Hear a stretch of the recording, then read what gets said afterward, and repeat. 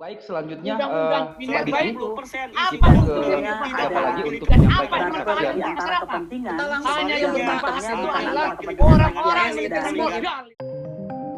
Kami akan menanyakan kepada setiap fraksi apakah RUU tentang perubahan atas Undang-Undang 4 tahun 2009 tentang pertambangan mineral dan batu bara dapat disetujui atau disahkan menjadi undang-undang.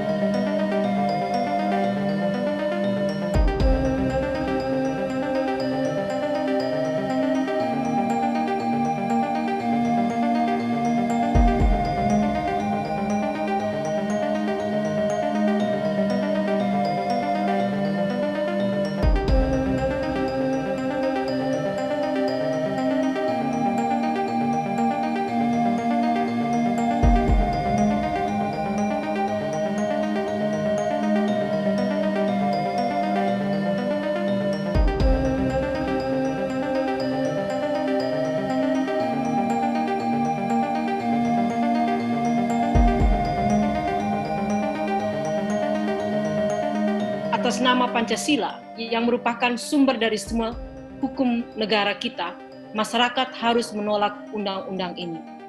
Undang-undang ini terutama mengangkangi penghormatan pada nilai dasar berbangsa, yaitu kerakyatan dan keadilan sosial. Negara mestinya melindungi dan memberdayakan masyarakat, terutama kelompok rentan dan kaum miskin. Namun kita melihat bahwa undang-undang ini justru lebih mengistimewakan kaum pemilik modal dan mengorbankan kepentingan masyarakat kecil.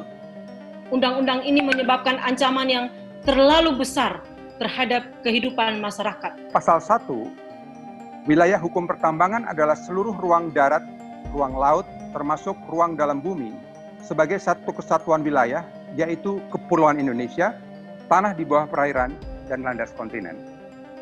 Ini kalimat yang paling gila, yang paling tidak masuk akal, dari semua kecerdasan yang dibangun selama berabad-abad tentang ilmu-ilmu kebumian, tentang biologi.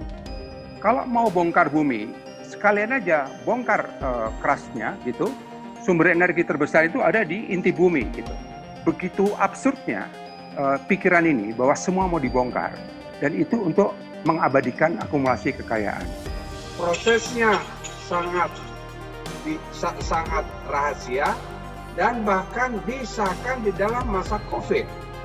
Oleh karena itu, maka saya pikir Presiden dan DPR tidak punya niat baik untuk Undang-Undang Minerba yang baru. Pemaksaan pengesahan RUU Minerba tahun 2020 saat derita rakyat secara masif karena dampak pandemi COVID-19.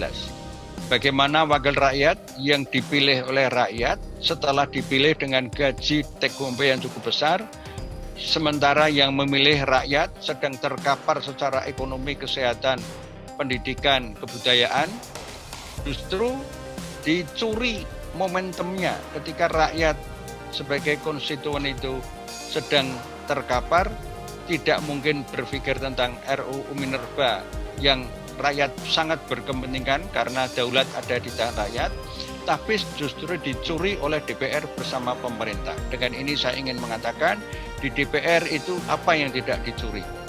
Waktu pun, momentum pun dicuri dalam konteks kasus ini. Istana dan DPR RI telah tampil sebagai epicentrum kerusuhan nasional atau national chaotic.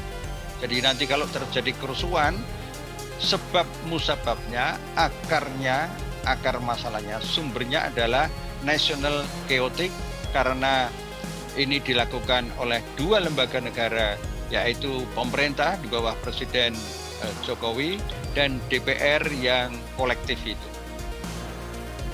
Oleh karena itu kami, peserta sidang rakyat, memutuskan 1.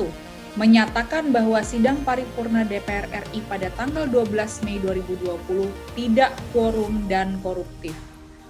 2. Menyatakan bahwa sidang paripurna DPR RI pada tanggal 12 Mei 2020 curang karena memanfaatkan situasi pandemi COVID-19.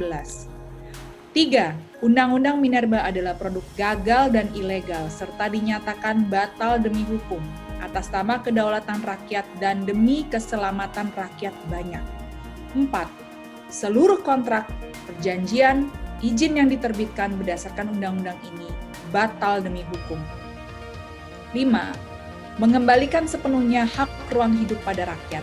Dengan demikian rakyat memiliki hak veto untuk menyatakan tidak dan menolak kegiatan pertambangan. 6. Negara, khususnya pemerintah, melakukan pemulihan atas kerugian yang telah dialami rakyat dan kerusakan lingkungan karena aktivitas pertambangan selama ini.